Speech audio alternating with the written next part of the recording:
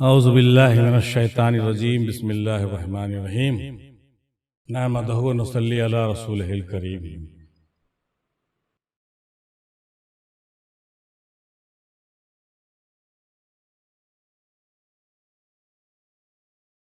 कुरान मजीद में अल्लाह ताला की जगह बहुत अच्छा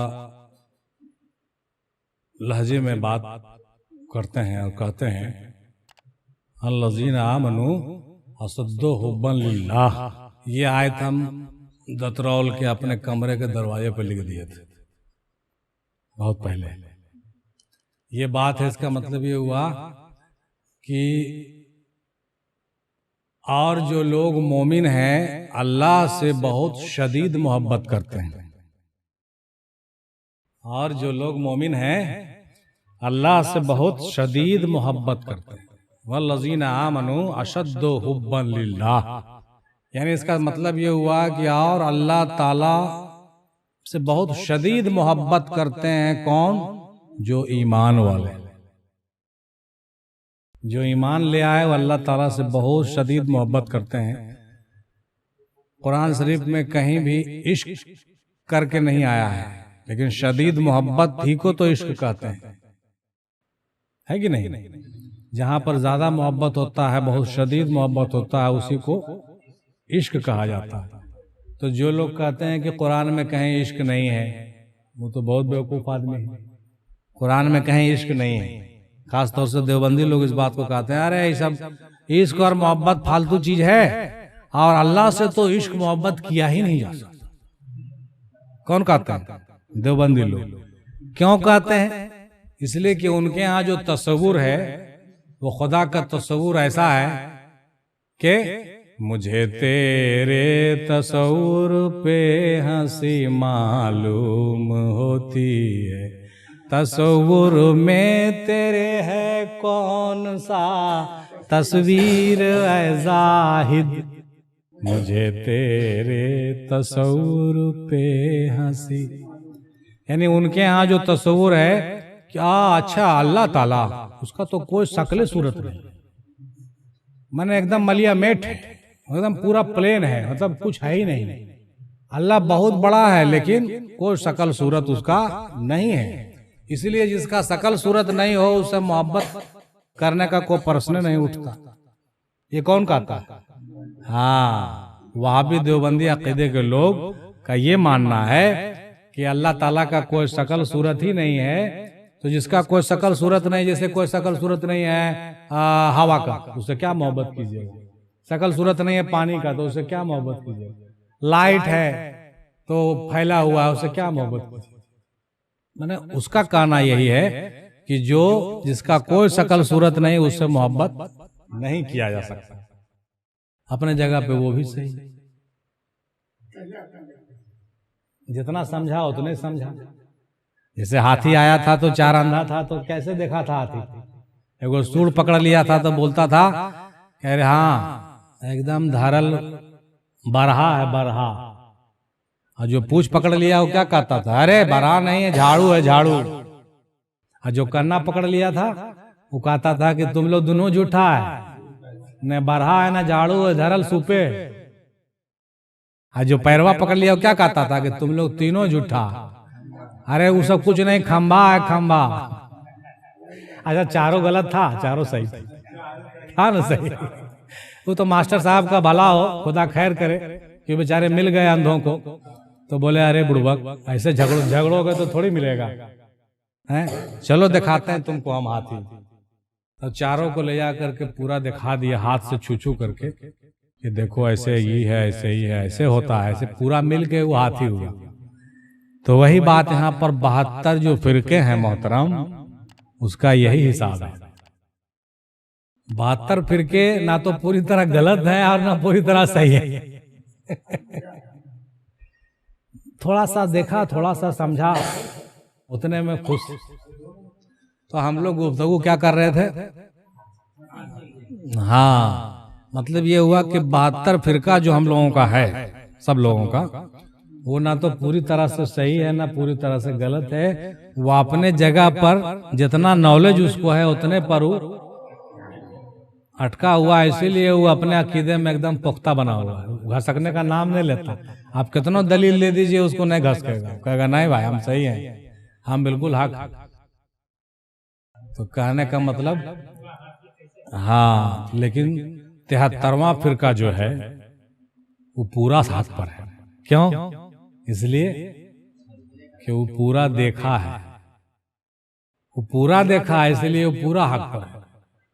वो ये भी जानता है कि हाँ वो जो कह रहा है शक्ल सूरत नहीं है तो वो भी सही है, और जो कह रहा है शक्ल सूरत है तो वो भी सही है, और जो कह रहा है कि आसमान पर है वो भी सही है, और जो कह रहा कि नहीं जमीन पर है वो भी सही। अरे भाई वो आसमान पर भी है, जमीन पर भी है, शक्ल वाला भी है, शक्ल वाला नहीं भी है। तो कहने का मतलब ये हुआ कि जब तक हम लोग पूरी तरह से मार्फत नहीं हासिल कर लेंगे, जान पहचान और इल्म पूरा नहीं होगा, तो हम लोग क्या करेंगे, आपस में झगड़ते रहेंगे कि नहीं झगड़ते। यहीं पर हम लोगों को धोखा होता है। इसलिए कोई भी आदमी कुछ कह रहा है तो ठीक है भाई, अच्छे कहते हो, जो तुमको समझ में आ रहा सही है कह रहे हैं, क्या फायदा है उसको झगड़ने। उसको जब तक नजर नहीं आएगा, हम लोगों ने कलाम में सुना, देख लो तुम भी अगर तुमको नजर हो जाए, तो नजर होगा तबे न देखेगा। उसको नजरें नहीं है तो आप उसको कह रहे हो देखो न भाई, काहे न देखते हो, कैसे देखेगा? उसका क्या कसूर है बेचारे का? उसका कोई कसूर ही नहीं है, वो तो बिल्कुल इनोसेंट है। जिस दिन उसको नजर हो जाएगी वो फिर नहीं कहेगा। हाँ बिल्कुल बिल्कुल, हाँ। तो वही चीज है कि जो है नजर, वो नजर पैदा करो बिस्मिल के जिससे साफ साफ जर्रे जर्रे में नजर आए जलवाए यार। तो कहने का मतलब ये हुआ, हम कहना यही चाह रहे थे, कहने का मुद्दा यही है कि जो भी लोग जितना जानते हैं कम ही जानते हैं, जितना बयान करते हैं कम ही बयान करते हैं। इसलिए कि उसका हम्द सना लिखा नहीं जा सकता, उसका हम्द सना बिल्कुल नहीं लिखा जा सकता, ना बयान किया जा सकता। तो हम इस मौजू पर बात शुरू किए थे कि जो लोग ईमान वाले हैं, अल्लाह और रसूल पर ईमान लाते हैं, वो लोग अल्लाह रसूल से बहुत शदीद मोहब्बत करते हैं। तो अब सवाल ये पैदा होता है कि शदीद मोहब्बत कैसे होगी और कैसे होती है? किसी से किसी को मोहब्बत कैसे होती है? Question mark. किसी की अदा किसी को भा जाती है, किसी का चेहरा किसी को पसंद आ जाता है, किसी का सीरत दिल में बस जाता है, किसी की बातें अच्छी लगने लगती है। क्यों किसी से मोहब्बत किसी को होगी? खूबी पर, खूबी होगी, कुछ खासियत होगी तभी ना किसी से मोहब्बत। और आपके अंदर कोई खूबी और खासियत नहीं हो और आप कहिए कि हमसे मोहब्बत करो, कोई करेगा? लेकिन जिसके पास खूबी और खासियत है वो कुछ नहीं कहेगा, लेकिन लोग उस पर जान देंगे। आखिर गौर कीजिए कि भंवरा फूल पर ही क्यों बैठता है, कहीं दूसरी जगह नहीं बैठता। जब बैठेगा फूल पर बैठेगा। इससे पता चलता है कि भंवरा को भी जो चाहिए वो फूल के पास है ना भाई? हाँ, शहद की मक्खी वो फूलों पर ही बैठती है। क्यों बैठती है? क्योंकि उसको फूल का रस चाहिए। आप उसको कहिए कि ऐ भंवरा फूल पर मत बैठ, वो कभी नहीं मानेगा। परवाने को चिराग है, बुलबुल को फूल बस, सिद्दीक के लिए है खुदा का रसूल बस। हाँ, परवाने को चिराग है, बुलबुल को फूल बस, सिद्दीक के लिए है खुदा का रसूल। अब कहने का मतलब ये हुआ कि जिस तरह से परवाना चिराग पर जान दे रहा, भंवरा फूल पर मिट रहा, सिद्दीक रसूल पर मिट रहा। क्यों? इसलिए कि वल्लज़ीना आमनू अशद्दु हुब्बन लिल्लाह, जो ईमान लाए वो शदीद मोहब्बत करते हैं अल्लाह से। ईमान लाए शदीद मोहब्बत करते हैं अल्लाह से। तो यहां पर दो बात है। वो जो ईमान लाए, ईमान लाने के बाद ही पता चलेगा कि क्या सच है क्या झूठ है। ईमान लाने के बाद ही वो आंख पैदा होती है जिससे आपको नजर आएगा कोई चीज, और जिसके बाद आप जो है उन खूबियों को पहचान पाइएगा। ईमान लाने के बाद ही हम लोग किसी के तरफ रुझान अपना कर पाते हैं। अब एक बात याद रखिए ज़हन में, इस बात को बिल्कुल ज़हन नशी करने की जरूरत है कि मोहब्बत को पहला स्टेप नहीं है। This is not the first step of the सलूक।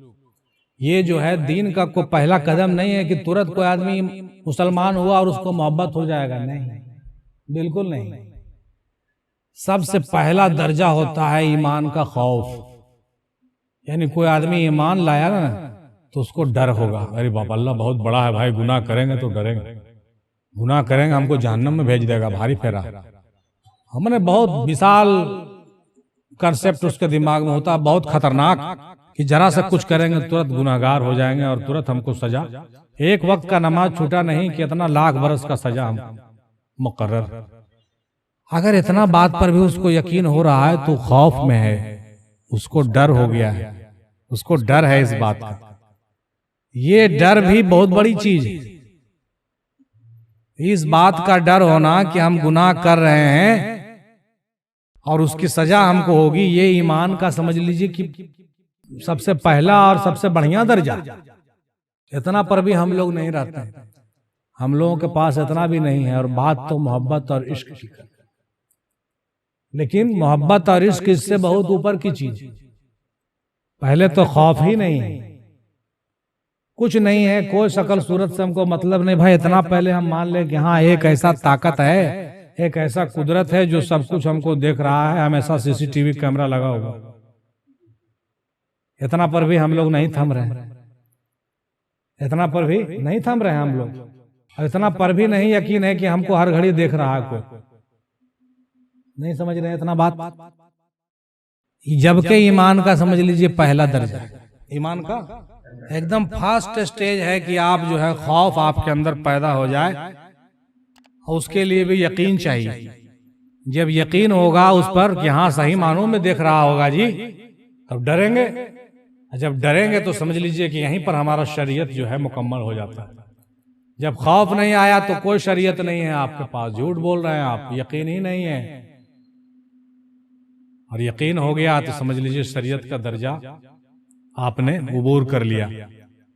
और जब शरीयत का दर्जा उबूर हो जाता है तब जो है तरीकत और हकीकत के रास्ते खुलते हैं, और वहां से मोहब्बत उल्फत शुरू होती।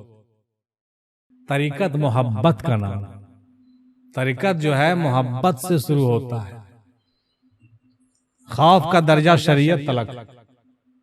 जितना ही ज्यादा आपके अंदर खौफ होगा, शरीयत को आप फॉलो कीजिएगा, शरीयत पर पैरवी कीजिएगा, उसको अमल पैरा होइएगा।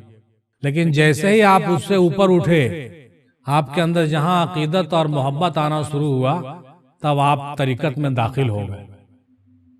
आप ढूंढने लगिएगा कि आप जो है अब हम कैसे हम और अच्छे तरीके से जल्दी हम उसके करीब होवे, उसका दिल जीते। और वहां पर जो है बगैर सूरत वाला सूरत के सूरत में सामने भी आ जाए। इसीलिए मोहब्बत ज्यादा होती है। तरीकत वाले लोग मोहब्बत में इतना परेशान और इतना गरिया क्यों होते हैं? क्योंकि जो चीजें नहीं दिखती हैं वो दिखने लगती। जब उसका यकीन पुख्ता हो जाता है तो वैसी चीजें जो नहीं दिखने वाली है वो दिखना शुरू हो जाती है। जब दिखना शुरू हो जाती है तो मोहब्बत बढ़ेगा कि नहीं बढ़ेगा? और हसीन सूरत में जब दिखना शुरू हो जाती है, तमाम कही हुई चीजें जब सच साबित होने लगती है, मरे हुए लोग भी दिखने लगते हैं।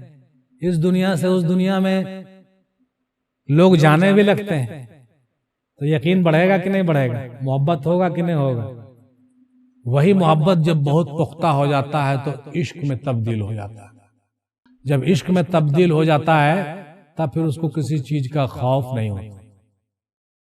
किसी चीज का खौफ, कोई शरीयत का खौफ नहीं, कोई दुनिया का गम नहीं, कोई चिंता नहीं। हर चीज से धीरे धीरे ऊपर उठ जाता। जब धीरे धीरे ऊपर उठ जाता है तब अल्लाह ताला उन्हीं लोगों के बारे में कहते हैं कि वल्लज़ीना आमनू अशद्दु हुब्बन लिल्लाह, और वो लोग शदीद मोहब्बत करते हैं अल्लाह से। क्यों? कि वो अल्लाह से डरते भी हैं, अल्लाह को पहचानते भी हैं, और अल्लाह को देखने का शौक भी पैदा रखते हैं, और अल्लाह का वो दीदार भी करते हैं। है ना? दीदार के मुख्तलिफ तरीके हैं, मुख्तलिफ तरीके से अल्लाह ताला उनको दीदार अता करता है ना भाई।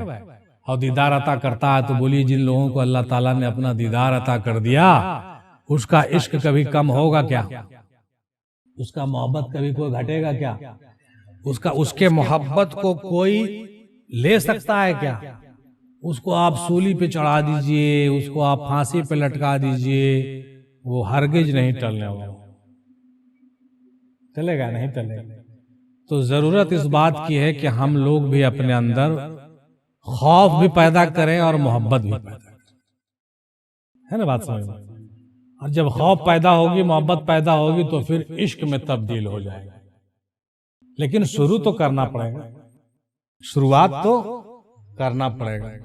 बगैर शुरुआत किए हुए आप कहीं नहीं जा सकते। शुरुआत तो आपको करना पड़ेगा और स्टेप बाय स्टेप आगे बढ़ना पड़ेगा। सिर्फ बड़ी बड़ी बातें करने से काम नहीं चलेगी। हाँ, बिल्कुल एकदम जीरो से शुरू करते जाना है और जीरो पर खत्म करना। जीरो से शुरू, जीरो पर खत्म। जीरो से शुरू, जीरो पर खत्म। एकदम गाड़ी वाला कांटा चलता है, एक से शुरू, एक फिर एक 12 होने के बाद फिर एक। समझ रहे हैं कि नहीं? तो कहने का मतलब ये हुआ कि अल्लाह ताला से मोहब्बत की बातें अभी आप लोग जो समाज फरमा रहे थे हमारे कलाम में, तो आप लोग को सुनने में तो बड़ा अच्छा लग रहा था, लेकिन सुनने से आपको फायदा भी हो रहा था, ये बात भी सही है। लेकिन कभी आप लोगों ने ये सोचा कि ये सब बातें कैसे निकलती हैं, कहां से आती हैं? ये सब बातें कहां से आती हैं? कोई तो जगह जरूर है जहां से आती होगी। ये सब बातें सब दिल से पैदा होती है। सारा दिल ही सारा खजाना है। दिल ही दिल को अपने संभालो महराज, दिल ही सारा खजाना। लेकिन दिल का दुश्मन दुनिया, दिल का दुश्मन जमाना। क्यों ना मैं इस दिल के खातिर फिरता हूँ दर बदर, तू ऐ दिल अल्लाह अल्लाह कर, तू ऐ दिल अल्लाह। कहने का मतलब कि इस दिल को चमकाने का जरूरत है कि नहीं, सो बताइए। बाज लोग कहते हैं कि सिर्फ अल्लाह अल्लाह करने से दिल चमक जाएगा। तो सिर्फ अल्लाह अल्लाह करने से दिल नहीं चमकता है, बल्कि उसके साथ साथ बुजुर्गों के तरीके पर अमल भी करना पड़ता है, अपने सीरत को तब्दील भी करना पड़ता है, अपने मामलात को सही भी करना पड़ता है। नहीं अब खाली अल्लाह अल्लाह करे कोई और अपने मामलात को सही नहीं करे, लेन देन को सही नहीं करे, लोगों का कर्जा रखे हुए रहे, लोगों की बेईमानी माल खाए रहे, तो उसके हक करने से कोई फायदा हो नहीं हो। तो कहने का मतलब कि दोनों चीज जरूरी होती है कि नहीं। अपने मामलात को भी सही रखिए और जिक्र इलाही भी कीजिए। जिक्र इलाही भी फायदेमंद है, ऐसी बात की नहीं। और जिक्र इलाही करने से ही और आगे के रास्ते भी आपको खुलेंगे, दिल में नूर पैदा होगा, इसमें कोई शक की बात नहीं है। लेकिन मेरा मानना यह है कि जिक्र इलाही करने से आपको मोहब्बत और इश्क नहीं होगा। मोहब्बत और इश्क एक अता है जो आपको अता कर दी जाती है, आपके दिल में खुद ब खुद पैदा होता है। किसी के प्रति आप ना तो मोहब्बत अपने से कर सकते हैं, ना जबरदस्ती आपको हो सकता है। ये खुद ब खुद आपके कल्ब में जागजी होगा, पैदा होगा। और इसमें भी बड़ी हिकमत है।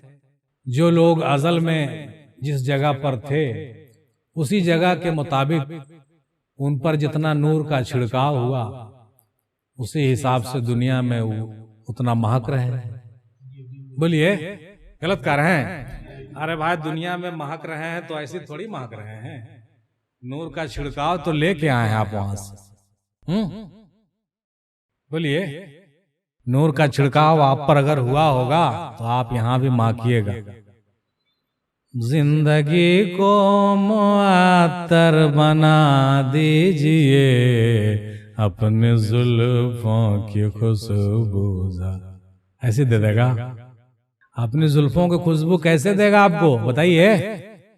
बहुत मुश्किल काम है, उसके तरफ बढ़ना आसान काम नहीं है। उसके तरफ बढ़ना जो है मुश्किल तो है, ये है, लेकिन कोशिश तो करना चाहिए। आप एक कदम बढ़िए, वो 10 कदम बढ़ेगा। ये रिश्ता-ए मोहब्बत कुछ इस तरह निभेगी, कुछ तुम कदम बढ़ाओ मैं कुछ कदम बढ़ाऊं, है ना भाई? तो आप कुछ कदम बढ़े कीजिएगा तो कैसे पहुंचेगा, बोलिए, है ना? तो हम लोग कहाँ गुफ्तगू कर रहे थे? हाँ, शदीद मोहब्बत अल्लाह ताला से करने की जरूरत है। अपने पीर के तरह जो है शदीद मोहब्बत करना है। हमारे पीर ने जो है क्या किया? शदीद मोहब्बत किया अल्लाह से। वो चीज करने की जरूरत है। लेकिन कुछ लोगों को बात समझ में नहीं आती। शदीद क्या, एकदम अदना मोहब्बत भी नहीं होता। कहां से होगा? नहीं होता है तो क्या किया जाए? कोशिश कर सकते हैं आप, है कि नहीं? बहुत से लोग जो है अंदर से बहुत सख्त होते हैं, देखने में तो नर्म है लेकिन उनका दिल बहुत सख्त होता है। अपनी खमीर का जायजा लीजिए, अपने मिट्टी के खमीर का जायजा लीजिए कि आपकी मिट्टी कैसी है। नहीं है नौमीद इकबाल अपने कश्त वीरां से, अगर नम हो तो ये मिट्टी बड़ी जरखेज है साकी। अपने खेती से नाउमीद मत होइए, उसको खाली नरम कीजिएगा तो उगेगा। उसमें नरम नहीं होता है हम लोगों से, उसमें जरा सा पानी छिड़कने की जरूरत है। सबक याद कीजिए, अपने मिट्टी को जरखेज करने के लिए नम कीजिए उसको। समझ गए क्या? फिर तो अपना किस्मत जो है वो मिले। किस्मत भी तो कोई चीज है ना, किस्मत से आगे तो नहीं मिलेगा कुछ। मुकद्दर के आगे सबको सरनगू होना पड़ता। अगर ये नम हो तो मिट्टी बड़ी जरखेज है साकी, न हो नौमीद है इकबाल अपने कश्त वीरां से।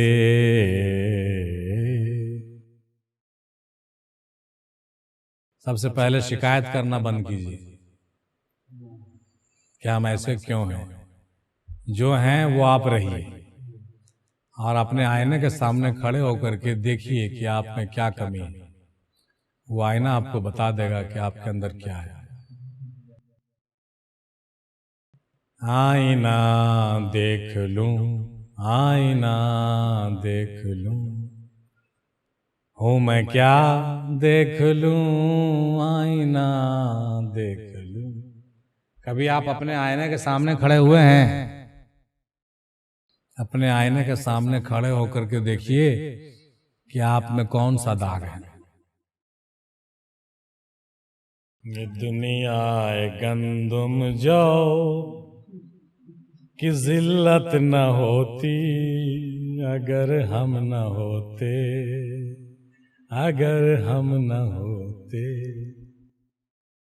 कि कुछ करने और कराने की जरूरत न होती।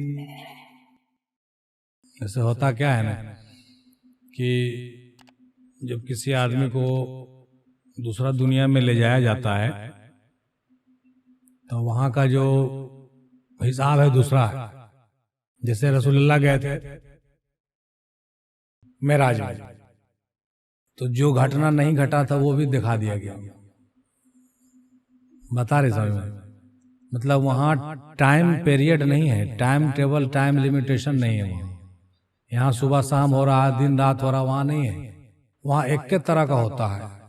तो वहां पे जैसा आप चाहिएगा वैसा मतलब देख सकते हैं। तो रसूलुल्लाह जब वहां गए थे तो यहाँ का 27 साल, वहां का 27 मतलब जितना अरसा 27 साल यहाँ दुनिया में जीते, उतना वहां जो है पल भर में मतलब वहां रुका हुआ रहा टाइम, यहाँ टाइम को रोक दिया गया और वहां जाकर के उतना सैर कर करके वहां से आ गए, सब कुछ देख दाख।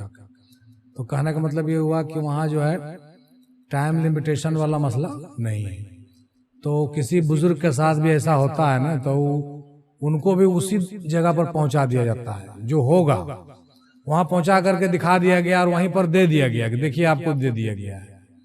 और जब यहाँ लौट के आए तो यहाँ तो लग रहा है कि हमको मिलेगा, तो पहले ही मिल चुका है।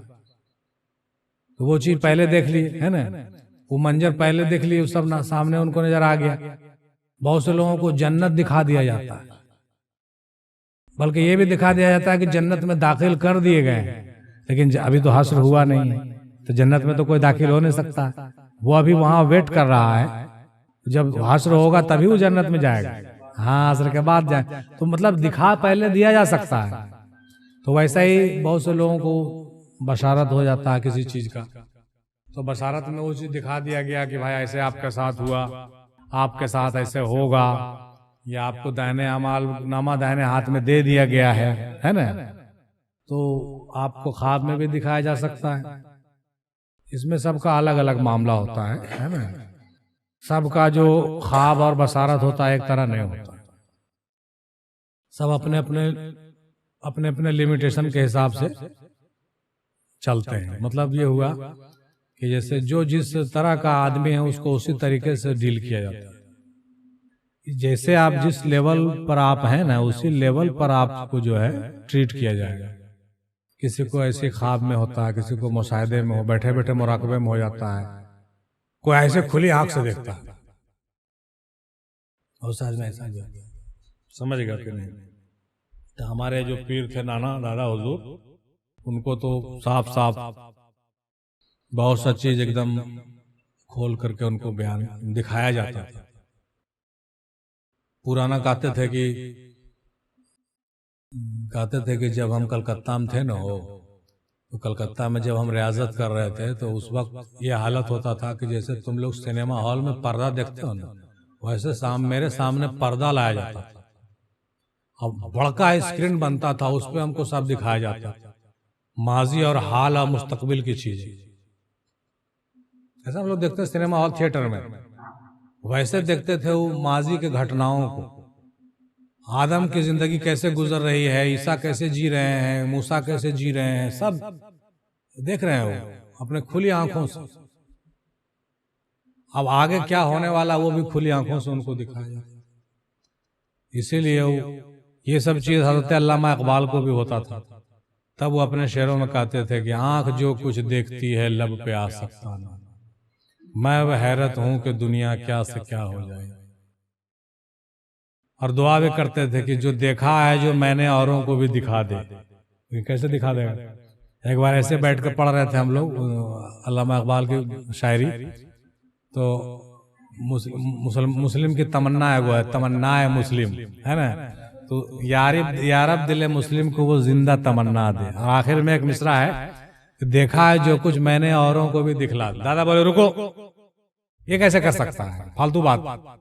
ये दुआ करना उनका ठीक है, अच्छी बड़प्पन है, लेकिन अल्लाह ताला कैसे जो इकबाल साहब को दिखाए वो सबको कैसे दिखाएगा? पॉसिबल ही नहीं। तो दादा बोले नहीं, ये सबके लिए नहीं है, वो लिखने को लिख दिए, उनका बड़प्पन था। लेकिन अल्लाह ताला सबको वो नहीं दिखला सकता है जो खास लोगों को दिखलाता है। बात है वही चीज। या रब दिले मुस्लिम को वो जिंदा तमन्ना जो रूह को गरमा दे और कल्ब को तड़पा दे, कल्ब को तड़पा दे और रूह को गरमा दे। तो वही चीज है वो। तो सब अपने अपने स्टेटस और अपने अपने लेवल के हिसाब से सबको दिखलाया जाता है। एक बार ऐसे ही बैठे हुए थे डायमंड, समझ गए, तो कुल्लियात इकबाल हम लोग बैठ के पढ़ रहे थे। हमको बोले कि जाओ मास्टर मोहन के यहाँ से कुल्लियात इकबाल ले आओ और पढ़ो, तो जरा बड़ा दिन हो गया पढ़े हुए हो। मास्टर मोहन के यहाँ से जाके कुल्लियात इकबाल ले आए, हम लोग बैठ के पढ़ते थे। रोज 2-4 पन्ना पढ़ते थे हम लोग। 1993-94 की बात है, 93 की बात, 92-93। उस वक्त हम 9th क्लास में थे, नौमा में। तो पढ़ते थे, अपने भी पढ़ते थे दादा, जोर जोर से, बहुत तेजी से पढ़ते थे। और कहते थे अपने मुरीद लोग जो बैठते थे ना बाहर में, कहते थे कुछ समझ में हो? कुछ नहीं हुजूर, कहाँ कुछ समझ में कुछ पढ़ते हो, कुछ तरह सुनाइए, बात फालतू बात। और सब कड़का कड़का शेरवाज था पूरा एकदम, सब कुछ समझ में हो बोल रहे। तो एक बार ऐसे पढ़ने के बाद मास्टर मोहन साहब आते थे, आए आके बैठ गए खटिया पर, ऐसे बैठे हुए हैं, हवा करके बैठ जाते थे, बीड़ी पीने लगे, बीड़ी पिलाया, चाय पिलाया। उसके बाद दादा उनसे पूछने लगे, आए हो मोइन, एक बात बताई, अरे कुरान जो किताब है उसका हाल तो रसूल अल्लाह खुद है, काल का हाल होता है। कुरान जो किताब है उसका हाल रसूल अल्लाह है, कुरान काल है और हाल रसूल अल्लाह है। तो मोइन तुम ही बताओ कि जो कुलियात इकबाल है इसका हाल कौन है? तो चुप। अब तो मास्टर मोइन साहब से कुछ बोला नहीं जा रहा, तो चिंता में पड़ गए, एकदम माथे पर शिकन। कुछ देर के बाद दादा बोलते हैं कि तुमको नहीं लगता है कि कुलियात इकबाल जो है इसका पूरा हाल जो है इमाम मेहदी अलैहिस्सलाम है? हाँ ठीक है, कहते हैं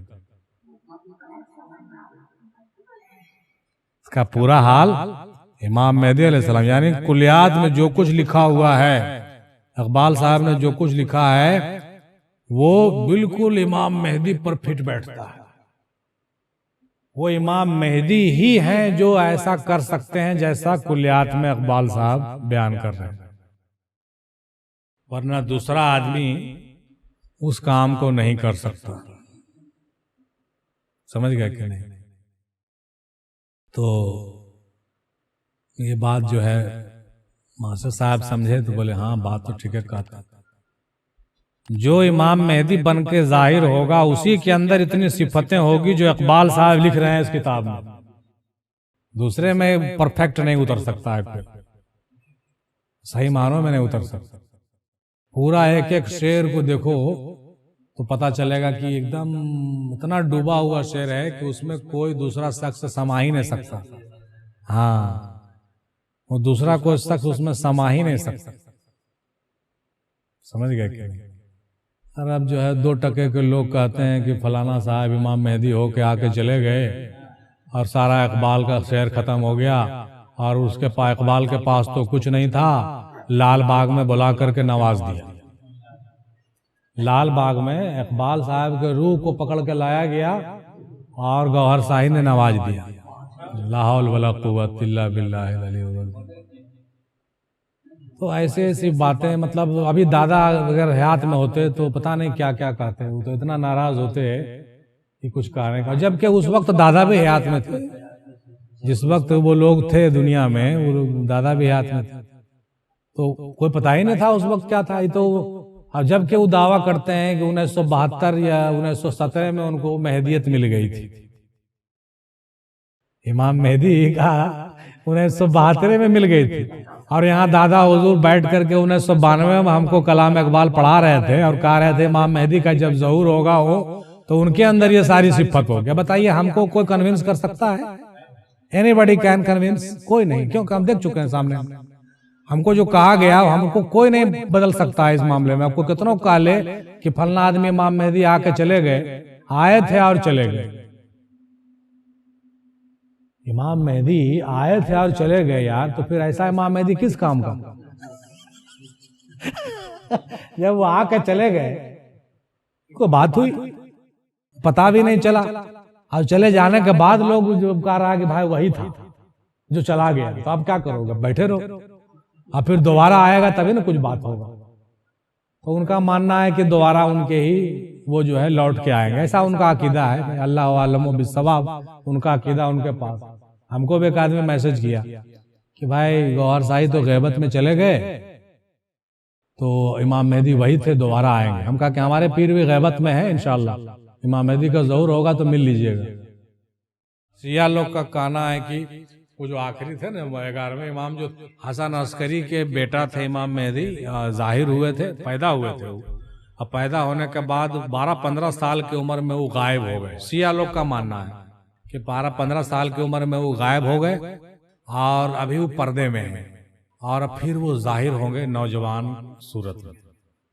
तो उसका अकीदा भी एक हद तक सही है, लेकिन दादा कहते थे ना कि गायब हो गए हैं सो होइए गए हैं, ठीक है, वहां तक सही है, लेकिन वो जाहिर होंगे जरूर, पक्का मानो। गायब होने से एतराज नहीं है, सही मानों में गायब है। वो अपने भी कहते थे कि एक इमाम गायब है, अभी वो कहते हैं रिकॉर्डिंग में है कि उनका एक इमाम गायब है। तो उनका एक इमाम गायब है तो वो जाहिर होंगे, पैदा नहीं होंगे। अब वो कहीं पैदा नहीं होंगे, अब वो जाहिर होंगे। जैसे कोई जाहिर होता है ना, मतलब बगैर पैदा हुए जैसे कोई जाहिर हो गया, आ गया अचानक, वैसे होगा उनका हिसाब यही है। समझ गए कि नहीं? तो उसी हिसाब से मामलात भी था कुछ राजो न्याज का, जिसके वजह से हमेशा बयान करते रहते थे कि जो है जाहिर होंगे और उनको जाहिर होना है। और अलामात बताते थे कि जब इमाम मेहदी जाहिर होगा तो कश्मीर से एक मंसूर नाम का इंसान सिपा सालार उठेगा, फौज का सिपा सालार होगा। और भी बहुत सी बातें बताते थे। सफेद घोड़े पर सवार होगा। इमाम मेहदी जब जाहिर होंगे तो रातों रात उनकी शोहरत होगी। उनका कोई प्रचार करना नहीं होगा कि प्रचार करना पड़ा, नहीं, हाँ नहीं, रातों रात उनकी शोहरत हो जाएगी और लोगों में एक तरह का पैगाम वायरल हो जाएगा कि अरे एक बहुत बड़ी शख्सियत जाहिर हुए हैं जो सफेद घोड़े पे चलते हैं और उनका बरकी रफ्तार में वो चलेंगे। इन्हें कि घोड़ा दौड़ा दौड़ा चलेंगे सो बात नहीं है, बरकी रफ्तार में सब चलेंगे। उनका घोड़े का रफ्तार इतना तेज होगा कि पल में यहां और पल में कहीं और, ऐसा होगा। समझ गए? अब बताइए ये सब चीज कहीं पल्ले बैठता है? तो ये सब चीजें जब तक नहीं होगा भाई, कैसे हम किसी को इमाम मेहदी तस्लीम कर लें, या कैसे हम कह दें कि भाई फलाने आदमी इमाम मेहदी थे और वही आएंगे? ऐसे तो नहीं कह सकते। सीधा सीधी बात बोलिए कि भाई जब आएंगे तो देखेंगे, जब आएंगे जाहिर होंगे। हमको इनकार थोड़ी है इमाम मेहदी से, हमको तो ईमान है, लेकिन जब जाहिर होगा तो देखेंगे, ईमान लाएंगे। अभी से हम किसी ऐसे थर्ड पर्सन को हम कैसे तस्लीम कर लें?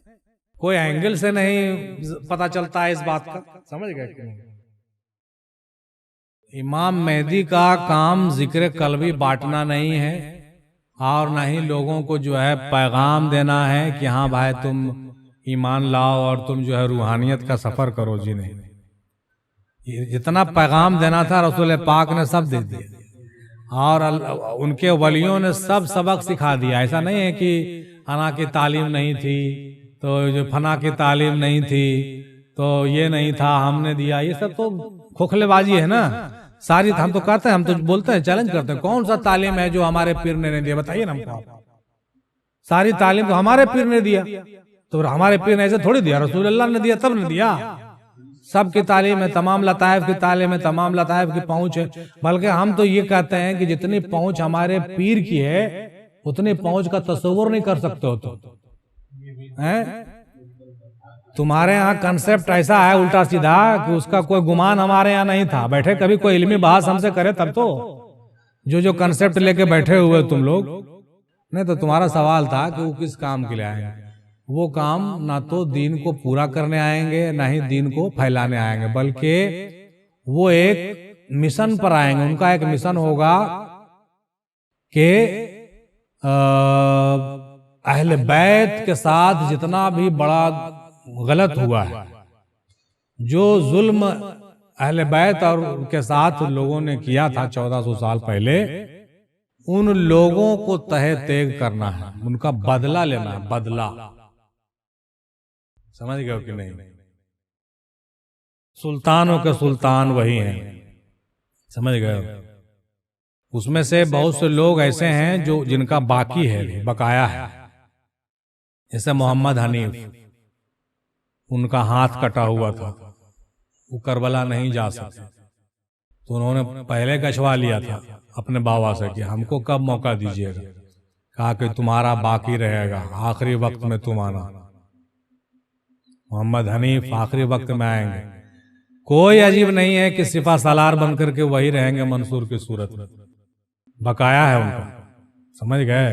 हाँ, आएंगे। और उन लोगों की जो नस्लें हैं, आज भी वो लोग घूम रहा है, बैठा हुआ नहीं है, जो आप समझ रहे हैं ना। ये भरम है आपका कि यजीदी लोग सब खत्म हो गया। सारा यजीदी घूम रहा है अभी मार्केट में, और सबको तहे तैग करेंगे, वो बदला लेंगे वो पूरा। अच्छा ये बताइए, कोई भी सिनेमा बिना विलेन के मरे हुए खत्म होता है? तो ये दुनिया का सिनेमा भी अभी खत्म नहीं हुआ है, इसको खत्म होना है। असली विलेन को परास्त होना है। असली विलेन अभी बहुत तगड़ा है। अमरीश पुरी मरा नहीं है अभी, जान लीजिए। और वो अमरीश पुरी दज्जाल की सूरत में रहेगा और उसको कत्ल किया जाएगा। समझ गए बात? तो इमाम मेहदी गाइडलाइन देंगे और ईसा मसीह जो है उसको कत्ल करेंगे। हाँ, ईसा मसीह आएंगे, उनका भी बकाया है। अब बता बोलिए कि इतना बाकी बकाया सब कैसे बगैर चुकेले क़यामत हो जाएगा? ईसा अलैहिस्सलाम 30 साल में उनको दुनिया से उठा लिया गया, बेचारे ना शादी किए ना ब्याह किए हैं। अभी वो उनको 30 साल की उम्र में उनको फिर वापस लाया जाएगा, वहां उनको बिठाया हुआ आराम से। और जब उनको उतारा जाएगा तो उनके जुल्फों से जो है ना बाल टपक रहे होंगे, पानी बिल्कुल जाहिर होंगे। वो भी, उनका भी नुजूल होगा। नुजूल कहते हैं ज़हूर और नजूल, और दज्जाल का खुरूज कहा गया है। समझ गए बात? इमाम मेहदी जाहिर होंगे और ईसा अलैहिस्सलाम नाजिल होंगे, और दोनों में कॉम्बिनेशन बनेगा, और वो जो काम करेंगे बड़ा जबरदस्त, देखने लायक काम है। हम लोग देखेंगे। इमाम मेहदी का ज़हूर होना है, ईसा अलैहिस्सलाम का नज़ूल होना है, और दज्जाल का खुरूज होना है। खुरूज माने खारिज होना, उसको कहा निकलना, बाहर होना। मतलब ये कहा गया, मतलब निकलेगा वो भी जरूर। हाँ, बिल्कुल बिल्कुल। तो दज्जाल, ये भले मान सकते हैं कि दज्जाल अपना ग्रोह बढ़ा रहा है, किस किस ग्रोह में कहां है और कब जाकर के वो प्रकट होगा, खुरूज करेगा और वो अपना काम करेगा, कोई ठिकाना उसका नहीं। उसको बहुत अलर्ट उससे रहने का जरूरत, समझ रहे हैं कि नहीं? पहले मुल्ला के झुरमुट से बचते थे हम लोग, अब तो सूफियों के झुरमुट में घुस गया है। अब कैसे बचोगे? अब तो और खतरा हो गया। सूफियों का सरदार बन के घूम रहा। अच्छा नहीं, कैसे आप बचिएगा सो बताइए ना। हाँ, वो तो हम पढ़े थे एक बार, बल्कि उसको बयान भी किए थे अरमगान हजाज में, कि कैसे कैसे करके जो है तो चकमा दे के आपको फंसाएगा, आप कितना होशियारी से काम लीजिएगा सो बताइए। हिंदू मत में भी जो है ना बहुत सा कंसेप्ट सही है हो, जो आगे चल के समझ में। हाँ, उसके कहने के मुताबिक विष्णु जी का 24वां अवतार है। हाँ, 23 को हो चुका है, उनका 24वां अवतार विष्णु जी का होना बाकी है। वो कालकी अवतार के रूप में होगा, समझ गए? उसका भी कहना सही है। दादा हुजूर कहा करते थे कि जानते हो, इमाम मेहदी का जब ज़हूर होगा ना, तो हिंदू लोग कहेंगे कि कालकी अवतार आ गए, ईसाई लोग कहेगा कि ईसा मसीह आ गए, हाँ, और मुसलमान कहेगा कि बजाते खुद रसूल अल्लाह है। किसी को एतराज ही नहीं होगा। ऐसा बोलते थे कि वो ऐसी शख्सियत बन के सामने आएंगे कि सब एक्सेप्ट करेंगे। ज्यादातर सब आए उन लोगों के जो जिसको बका देगा दज्जाल, तो वो कुछ लोग तो नहीं आएगा, नहीं समझेगा ना। हाँ हाँ हाँ, कहेंगे हाँ, सब अपने पैगंबर को मतलब उसमें देखेंगे, अपने अवतार का नक्शा उनके अंदर नजर आएगा। हाँ हाँ हाँ हाँ, कहेगा अरे ये तो एकदम साक्षात हमारे पैगंबर आ गए हैं। हाँ, लेकिन उसके बाद भी बहुत से लोग ऐसे होंगे जो नहीं मानेंगे। ऐसे भी होंगे बहुत से लोग दज्जाली लोग।